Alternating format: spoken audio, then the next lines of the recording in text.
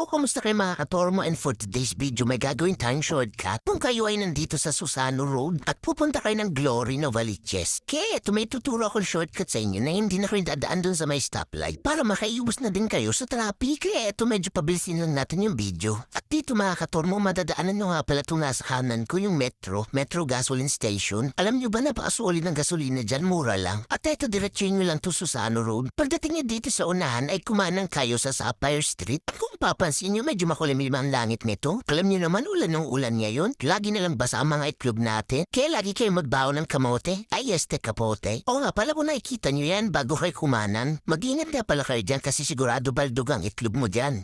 O nga pala, okay matakot pumasok dito kasi walang bayad na ₱5. Ito ay kumaliwa kayo sa Pearl Street. Medyo mag-slow down lang kayo dito, kayo nga tuwato kasi may madadaanan kayong humps dyan. Yung mga humps pa naman dito ang tatambo. Yung akala mo parang mini bundok. Ayan, sigurado hindi sasantuin ang itlog mo niyan. Pagdating nyo dito ay kumaliwa naman kayo sa Topaz Street tapos daanan nyo yung humps na yan ng dandahan. Alam niyo naman ayoko naalog ang itlog ninyo. Tapos kumanan kayo dito sa Ruby Street. Oops, natatanaw nyo yan, may humps pang isa dyan. Kita mo naman yung kaldag niyan. Pag medyo na pala kasigurado yung bearing mo, kalas din yan. Ito, kumana naman kayo sa Emerald Street. Oo nga pala, kung mapapansin nyo, ngayon lang ulit ako nag-post ng shortcut. Paano ba naman, grabe yung lagnat? Usong-uso ngayon, kaya nakiuso lang ako.